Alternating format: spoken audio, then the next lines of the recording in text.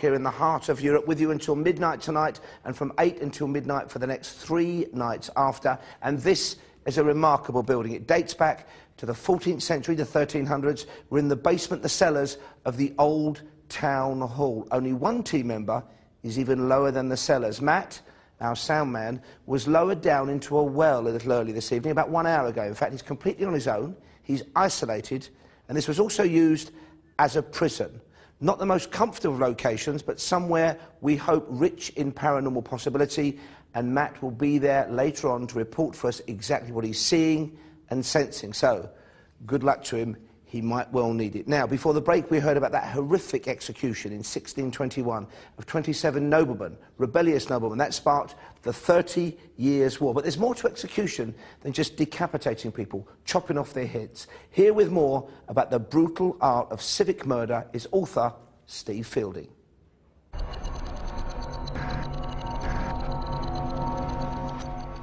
My name is Steve Fielding. I'm a professional crime writer. There was many different types of execution throughout the world. In Europe, they were very fond of beheading people, execution by the axe, by the guillotine later on. They also used death by hanging, which was quite common in England. A lot of the punishments were barbaric. They were seen as punishments rather than a way of putting someone to death. So the actual whole process of execution was drawn out. They would suffer before they actually died. In the Middle Ages, the executioner was sort of frowned upon. He was ostracised most by society. They had to live almost like some travellers do nowadays in their very own little communes, their own communities. They married between other families of executioners. But obviously the role brought its wealth, it brought its perks, so they could adapt to those situations. The two main forms of execution in Czechoslovakia in the Middle Ages would be the axe. There were people beheaded. They would also hang people. And sometimes this would depend on the crime they'd been committed. Traitors would be beheaded sometimes. A common thief might be executed by being hanged. Sometimes this was done on a sort of gallows on the edge of town, so they were left to sort of swing as a warning to travellers to see, you know, if you misbehave in this town, this is what you would get. When the people were executed in the old town square, not only were they beheaded, but those who actually took up arms against the king had had their hand chopped off. And there's one famous case of the guy who had made the inauguration speech at the previous coronation. He had his tongue ripped out before he was executed. Well, M.H.L would have been, I suppose, a wealthy man for the time. He would have been well paid for his job, so he wouldn't have lived in any sort of poverty. He would have had quite a nice house. He had trained to be a doctor before he took the role as an executioner.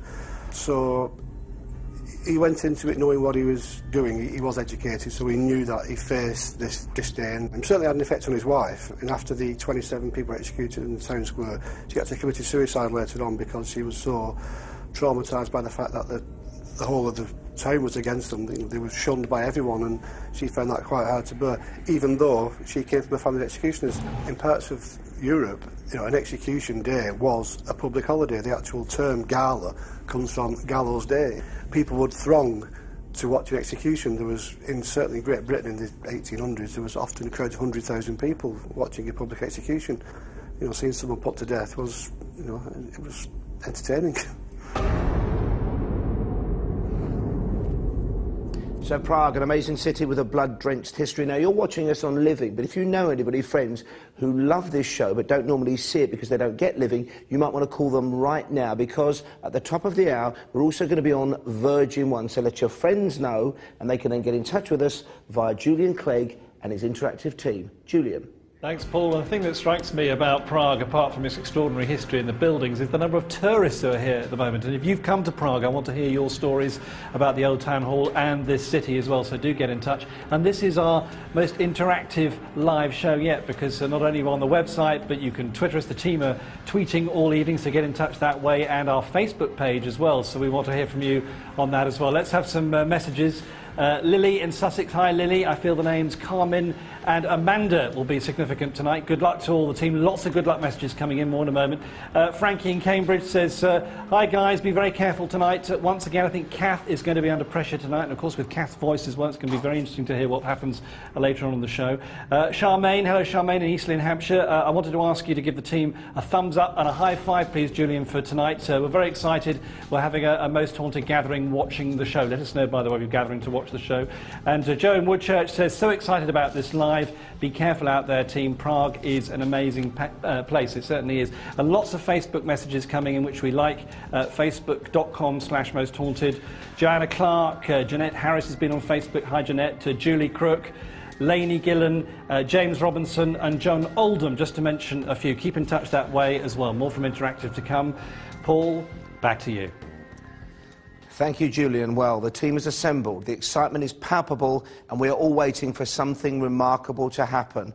I would like now to say a very sincere and heartfelt good evening to everybody who's just joined us on Virgin One. Yes, our normal home, of course, Living. We're on Living for the next 3 nights, a fantastic 3 nights in prospect. But tonight, for 1 night only on Virgin One, you can join us. And if you've not seen Most Haunted live before, A, boy, have you missed out, and B, here is just a taster of what happens when you buy a ticket for the paranormal roller coaster that is Most Haunted live.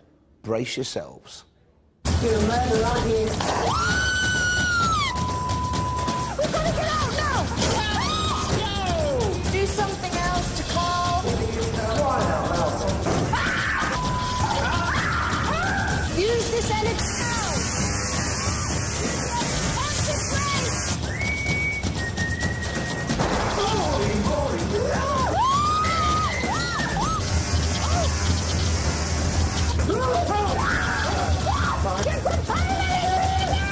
The proper mask on your face, all right? What do you mean is any harm?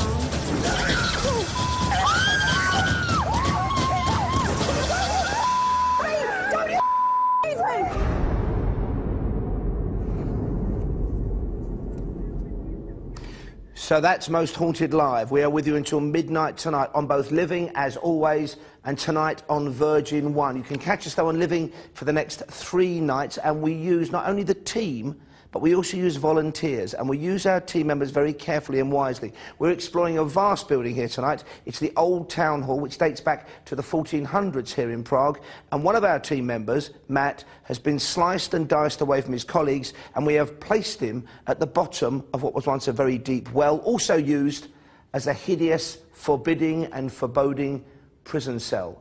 He's going to be there on his own. He's been there for 1 hour already. He's going to report back later, and the vigil, tonight's vigil, will begin very soon indeed. In fact, Yvette Fielding, Carl Beattie and the team will begin their paranormal investigations right after this. Back in a moment.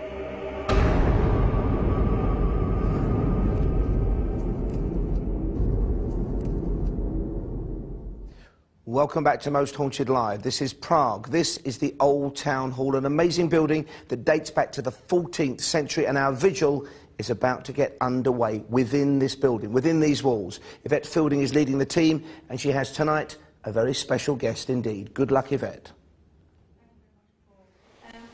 The most fabulous thing about this particular investigation is that we've got Paul, we have Julian, we have Leslie, we have Fred. They're all here in the building. It's such a huge place, and it has an amazing atmosphere. And Julian, we're just passing Julian's bit here. And you never know, when we're further down in the building having an investigation, anything could happen to you, Julian, so you just don't know. Okay, shout out, yes. Okay. Okay, Kieran, how are you feeling about this particular place? I mean, I'm very excited about it. Yeah, I'm very excited about it. Given some of the stories and the, you know, the eyewitness testimony about some of the hauntings, I'm excited about that part. There's also the psychology to consider, because we're now kind of going underground, so we need to be wary of that. Humidity levels are through the roof as well. So in terms of if people get touched, get that sensation, it's not because of humidity. There could be a paranormal source to it. So normally if the humidity level is low, it could be because of, you know, they could be feeling as though they're being touched. And we've also got to think about, you know, crew members, because you look at Matt Chance, our sound man, who's obviously not with us here at the beginning. He's actually down in this awful, it's like something from the film Silence of the Lambs, that horrible pit. Yeah. He's been in there for an hour already. He doesn't look very happy.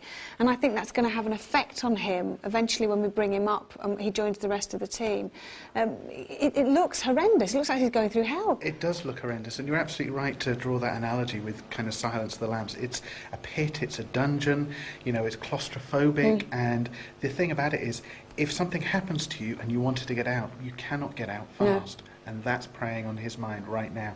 And like you say, he'll be reliving that as we're going around. And he can't hear what we're saying, so, because if he had heard you saying, you know, and if he can't get out, he can't get out quick enough, that would freak me out. Now, let's talk about the ways in which we use communication to the other side, if we believe in spirit, and I do now on this programme. Okay. We've been doing Most Haunted for 10 years, we've used many, many different mediums.